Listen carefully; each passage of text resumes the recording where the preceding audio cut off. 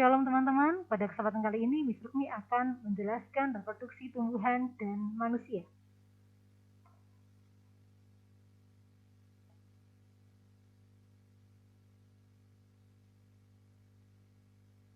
Perkembangbiakan tumbuhan. Sama halnya dengan perkembangbiakan pada hewan, perkembangbiakan tumbuhan juga dibagi menjadi dua, yaitu vegetatif atau aseksual dan generatif atau seksual.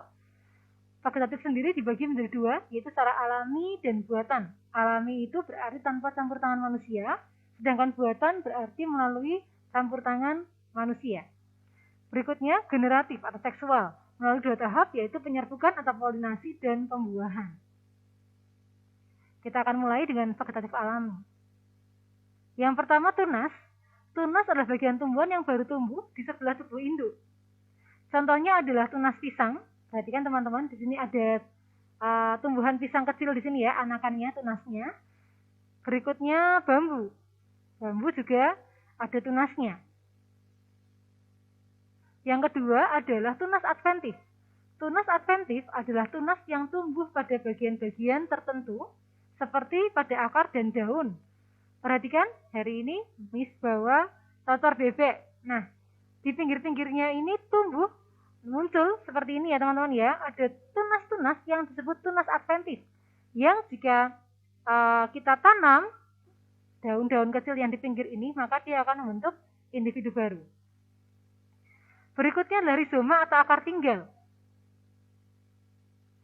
Batang yang menjalar di bawah tanah, cirinya terdapat daun yang mirip sisik, tunas, ruas, dan antaruas. Nah, contohnya lengkuas, kemudian kunyit. Nah, ini Miss juga bawa sesuatu. Nah, ini ada jahe yang Miss bawa. Ada sisik-sisik, ini adalah ruas-ruasnya dan antaruas. Kemudian akarnya adalah bagian yang panjang-panjang ya teman-teman ya. Seperti yang Miss bawa ini ya, kecil. Jadi, rizoma atau akar tinggal ini sebenarnya adalah batang, tapi dia menjalar di bawah tanah. Contoh lain apa?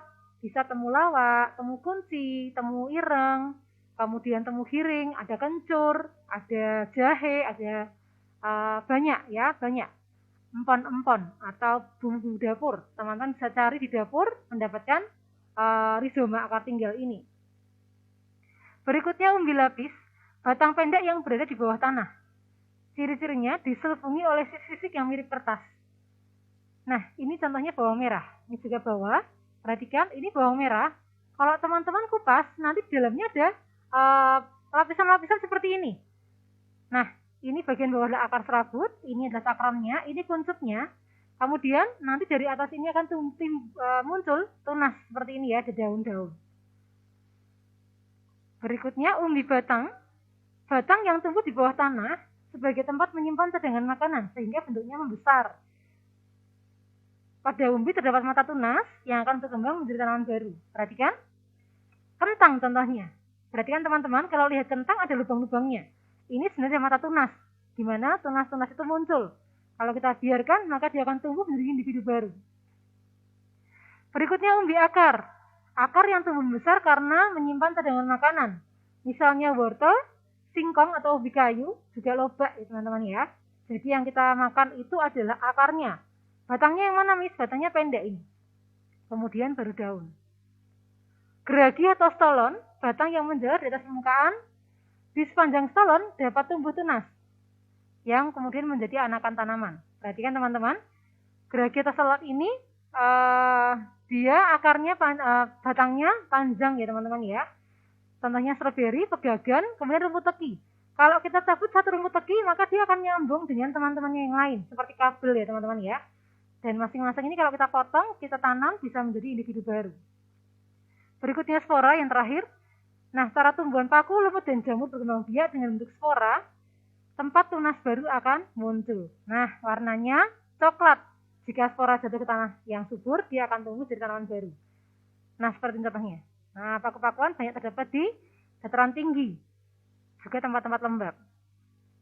Berikutnya vegetatif buatan. Yang pertama stek, cara mengembangbiakan tumbuhan dengan menanam bagian tubuh tanaman agar menjadi tanaman baru.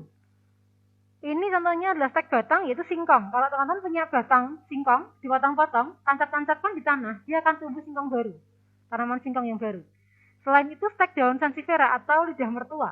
Kita tinggal potong-potong daunnya, ditontot-tontotkan ke tanah, maka dia muncul individu yang baru. Jadi mudah sekali perkembangbiakannya. Fungsinya untuk pelipat gandaan tumbuhan, ya. Berikutnya mencangkok. Cara mengembangbiakan tumbuhan dengan menguliti batang terus membungkusnya dengan tanah supaya akarnya tumbuh. Keuntungannya cepat berbuah dan sifatnya seperti induknya. Nah, ini caranya. Jadi misalnya Miss Rukmi punya pohon mangga yang rasanya manis dan ukurannya besar. Nah, teman-teman pengen punya pohon mangga seperti Miss Rukmi yang hasilnya juga manis dan besar buahnya. Teman-teman bisa lakukan ini. Yang pertama, cari batang yang lurus, kemudian tidak terlalu tua, tidak terlalu muda juga. Kemudian dikuliti sampai habis kulitnya. Setelah itu bersihkan lendirnya karena itu adalah kambium. Kambium itu adalah bagian tumbuhan yang berfungsi untuk melapisi kulit, membentuk kulit. Jadi kalau itu tidak dihilangkan, dia akan tumbuh kulit baru. Setelah itu baru bungkus dengan plastik yang berisi tanah. Plastiknya dilubang, kemudian ditali atas bawah, dilubang, disiram air, maka harapannya tumbuh akar. Setelah tumbuh akar, kita potong batang ini, tancapkan ke tanah, sehingga menjadi batang, menjadi pohon mangga yang punya sifat seperti pohon mangga yang Miss Rukmi miliki. Keuntungannya cepat berbuah karena dia nggak harus nunggu dari awal. Kemudian merunduk. Nah, mengembangbiakan tumbuhan dengan merundukkan tanaman ke tanah dengan harapan akan tumbuh akar. Setelah akarnya timbul, maka batang dipotong dibawa ke tempat lain. Jadi syaratnya batangnya ini harus lentur, ya harus lentur, nggak boleh batang yang keras. Ini dirundukkan, diberi tanah, kemudian tumbuh individu baru. Berikutnya mengenten, menyambungkan pucuk tunas bagian atas ke bagian tanaman lain. Lihat ya teman-teman.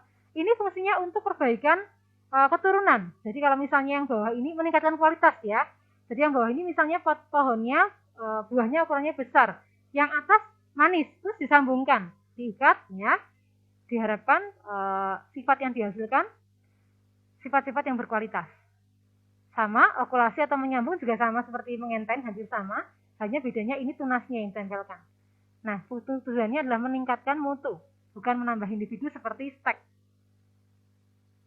Nah, ini mata tunasnya. Mata tunas satu tumbuhan ditempelkan ke tumbuhan yang lain. Sekarang berikutnya adalah generatif, teman-teman. Perkembangbiakan generatif melalui pertemuan serbuk sari dan putik lewat penyerbukan dan pembuahan. Nah, perhatikan ini adalah gambar bunga sepatu, ya kembang sepatu. Ada bagian warna hijau ini adalah putik, yang atas namanya kepala putik, kemudian yang bawah ini namanya tangkai putik yang panjang ini. Bawahnya bakal biji dan bakal buah. Berikutnya ini sebagai alat kelamin betina.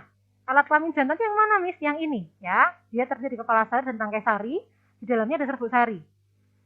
Kemudian ada mahkota bunga yang warna-warni menarik serangga. Berikutnya kelopak bunga. Nah, ini bertugas untuk melindungi bunga saat masih kuncup. Yang terakhir tangkai bunga. Penyerbukan itu peristiwa jatuhnya serbuk sari ke atas kepala putik. Ada berdasarkan vektor atau pembawanya. Kemudian yang kedua asal serbuk sari. Perhatikan teman-teman, nah ada anemogami, hidrogami, andropogami, zoidiogami. Ini semua adalah penyerbukan berdasarkan vektornya. Kalau dibantu angin namanya anemogami. Contohnya ini ya, tumbuhan jagung, padi, rumput-rumputan. Hidrogami dibantu air, contohnya kelapa. Andropogami dibantu manusia, contohnya tanaman vanili. Jadi sengaja serbuk sarinya ditempelkan ke putiknya. Kemudian zoidiogami, kalau dia dibantu kelelawar namanya kiropterogami. Kalau dibantu burung namanya ornitogami. Kalau dibantu siput namanya malakogami, dibantu serangga namanya entomogami. Nah, dia punya ciri-ciri mahkotanya indah sehingga menarik perhatian serangga. Kalau yang anemogami, ciri-cirinya dia punya batang yang panjang dan serbuk sarinya ringan. Nah, perhatikan teman-teman, ini asal serbuk sarinya. Kalau dia, perhatikan Miss punya tangan ya, ini Miss ibaratkan sebagai tanaman bunga. Ini satu pot, ini pot kedua. Ini tanaman A, ini bunga A, bunga B ya. Bunga A. Ini juga bunga A tapi dua bunga gitu ya. Yang ini bunga A juga tapi potnya lain. Nah, kalau serbuk sarinya nempel di kepala putik bunga A sendiri, namanya penyerbukan sendiri atau autogami. Kalau serbuk sarinya bunga A ini nempel di bunga lain tapi masih satu tumbuhan, namanya penyerbukan tetangga atau geitonogami. Sedangkan kalau misalnya serbuk sari bunga A ini nempel di bunga A tapi pot lain, masih satu spesies, namanya penyerbukan silang atau alogami. Tetapi jika dia, misalkan ini adalah bunga lain, tumbuhan A, pohon bunga A serbuk sarinya jatuh ke bunga B, beda spesies. Lihat ya, seperti gambarnya di sini ya. Gambarnya beda, mahkotanya berbeda bentuknya. Maka disebut penyerbukan bastar atau hibridogami. Kemudian pembuahan adalah bersatunya serbuk sari dengan putik membentuk individu baru. Kemudian ini ya, menjadi alat ini ya, hasil penyerbukan dan pembuahan yaitu buah. Buah itu isinya adalah biji, bisa menjadi alat perkembangbiakan. Nah, ini adalah prosesnya, tapi kita tidak akan pelajari lebih lanjut karena akan dipelajari di SMP. Nah, kita masuk ke reproduksi manusia dan pubertas. Ini adalah subtema terakhir. KD-nya menghubungkan ciri pubertas pada laki-laki dan perempuan dengan kesehatan reproduksi. Ayat yang mendasarinya adalah dengan apa seorang muda mempertahankan kelakuannya bersih, yaitu dengan menjaganya sesuai dengan firman Tuhan. Mazmur 119 ayat 9. Diharapkan seusai kita mempelajari tema ini, teman-teman tetap menjaga kekudusan tubuhnya, kekudusan hidupnya dengan firman Tuhan. Jadi kita harus merenungkan firman Tuhan siang dan malam. Nah, kita mulai dari sini teman-teman. Sel, apa itu sel? Sel adalah bagian terkecil dari makhluk hidup. Sel-sel ini bersatu membentuk jaringan. Jaringan-jaringan bersatu membentuk organ, bisa organ lambung dan lain-lain. Organ-organ membentuk sistem organ. Contohnya misalnya organ kerongkongan bersatu dengan organ lambung, kemudian berhubungan juga dengan usus halus, usus besar, rektum, anus, maka mereka akan membentuk namanya sistem pencernaan. Ya, di dalam tubuh kita ada berbagai sistem organ. Kemudian sistem pencernaan bergabung dengan sistem pernafasan, bergabung dengan sistem peredaran darah, bergabung dengan sistem syaraf, bergabung dengan sistem rangka. Dia akan membentuk organisme tubuh kita ini, ya, membentuk Miss dan teman-teman. Maka dari sini kita tahu, nah lihat teman-teman, ini adalah laki-laki dan perempuan Tuhan ciptakan. Tuhan ciptakan perempuan dan Tuhan ciptakan laki-laki. Nah ini ya, laki-laki ini Tuhan karuniai untuk menghasilkan sperma. Sperma itu sel yang dihasilkan oleh laki-laki. Sedangkan ovum, ini misalnya ovum ya, dihasilkan oleh perempuan. Nah berikutnya, seorang laki-laki dan perempuan yang sudah menikah, maka akan terjadi pembuahan. Sperma ini akan masuk ke dalam ovum, perhatikan teman-teman, tapi dihasilkannya bukan hanya satu. Kalau ovum hanya satu, setiap bulannya dihasilkan satu ovum yang matang. Sedangkan untuk sperma dihasilkan jutaan sperma. Tapi hanya satu saja yang berhasil masuk, kemudian ovum ini akan membentuk satu struktur yang membuat sperma yang lain tidak bisa masuk, bahkan mati. Nah, sehingga hanya satu saja yang berhasil nembus ke ovum. Ketika ini terjadi, sel telur ketemu sama sperma, maka akan terbentuk namanya zigot. Nah, sehingga ini terjadi proses fertilisasi. Zigot ini akan terus membelah 2, 4, 8, 16, 32, 64, dan seterusnya membentuk embrio. Embrio ini adalah calon janin. Dia akan membesar, membentuk janin atau fetus, nama lainnya. Berikutnya, nah ini video prosesnya ya, Miss Rukmi sudah berikan di video pembelajarannya, sudah Miss Rukmi lampirkan, nanti teman-teman bisa melihatnya. Ini proses tadi. Nah, ini juga videonya sudah ada terlampir. Miss Rukmi akan jelaskan saja melalui gambar ini ya, teman-teman, supaya jelas. Perhatikan. Jadi ovum ini akan dihasilkan dari namanya ovarium yang warna putih ya. Ini namanya rahim atau uterus, semua ini. Yang warna merah namanya endometrium atau dinding rahim. Yang kayak tangan dua ini namanya adalah tuba fallopi ya, saluran telur. Ketika setiap bulannya seorang perempuan yang sudah pubertas akan menghasilkan satu sel telur yang dikeluarkan di tuba fallopi. Nah, ketika ada sperma yang membuahi, ini spermanya ya, masuk ke sini ya, melewati tuba fallopi, kemudian menyatu, kemudian dia akan dihasilkan zigot nih, misalnya ini zigot ya teman-teman ya. Zigot ini akan menggelinding, membelah, menggelinding, nempel di sini. Kemudian dia akan membentuk, kemudian dihasilkanlah embrio. Nah, embrio akan berkembang menjadi janin.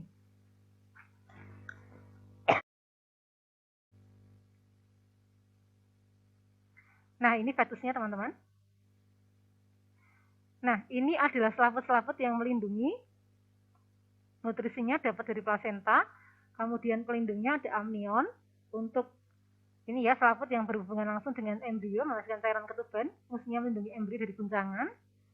Kemudian allantois, selaput yang terdapat di tali pusat untuk mengatur sirkulasi embrio dengan placenta, mengangkut sari makanan dan O2 termasuk zat sisa dan CO2. Nah, ini gambarnya. Nah, ini namanya umbilical cord, ini adalah tali pusat untuk menghubungkan janin atau fetus dengan seorang ibu. Ini placenta. Nah, ini vagina. Ini cervix ya, keluarnya bayi lewat sini nanti ya. Nah, sekarang kita masuk yang terakhir, bab tentang pubertas. Apa itu pubertas? Masa peralihan dari anak-anak menjadi orang dewasa atau akil balik disebutnya. Masa ini tubuh remaja mempersiapkan diri menghasilkan keturunan. Setelah mengalami masa puber, rahim perempuan sudah siap hamil. Nah, dinding rahimnya sudah terbentuk, demikian juga dengan laki-laki. Sudah bisa menghasilkan sperma. Masa pubertas perempuan biasanya lebih cepat daripada laki-laki. Nah, dibagi menjadi dua teman-teman, pubertas primer dan sekunder. Pubertas primer ini ditandai dengan kematangan organ reproduksi, yang sudah pasti terjadi. Sedangkan yang sekunder ditandai dengan perubahan fisik yang belum pasti terjadi. Yang primer contohnya adalah yang pada laki-laki ya, namanya mimpi basah, di mana seorang laki-laki akan tidur dan tiba-tiba celananya basah, bukan karena keluarkan urin. Nah, itu bisa jadi mimpi basah. Berikutnya yang perempuan menstruasi. Lebih jelasnya menstruasi akan diputarkan video ya, dan share juga videonya. Jadi menstruasi adalah proses seluruhnya dinding rahim atau endometrium bersama dengan ovum melalui vagina ya. Jadi karena apa? Karena tidak dibuai oleh sperma. Sedangkan yang sekunder pada laki-laki tumbuh jakun, suara memberat, jakun itu yang di leher ya, tonjolan di leher, dadanya membidang. Yang perempuan yang khusus perempuan tumbuh payudara, suara meninggi dan pinggul membesar. Nah, yang merah ini yang sama-sama dialami perempuan dan laki-laki. Jerawat, bertambah tinggi dan berat badan, kulit berminyak, produksi keringat berlebih, tumbuh rambut di beberapa bagian tubuh. Nah, ini adalah video menstruasinya. Menstruasi sudah kirimkan juga, teman-teman bisa pelajari sendiri. Nah, bagaimana cara menjaga kesehatan dan tingkah laku ketika sudah masuk masa pubertas? Melakukan pola hidup yang sehat, yaitu cukup konsumsi makanan bergizi seimbang, rutin olahraga, mandi teratur ya, minimal 2 kali sehari. Sehabis mandi gunakan deodoran jika perlu, karena keringat kita sudah beraroma berbeda ya dengan anak-anak. Mencuci muka secara teratur supaya tidak muncul jerawat. Pakai pakaian yang bersih dan gunakan pakaian dalam yang menyerap keringat. Nah, cuci rambut secara teratur. Ayat penutupnya adalah Roma 12 ayat 1. Aku menasihatkan kamu saudara-saudara demi kemurahan Allah, ya, persembahkanlah tubuhmu sebagai persembahan yang hidup, yang kudus dan yang berkenan kepada Allah, karena itu adalah ibadahmu yang sejati.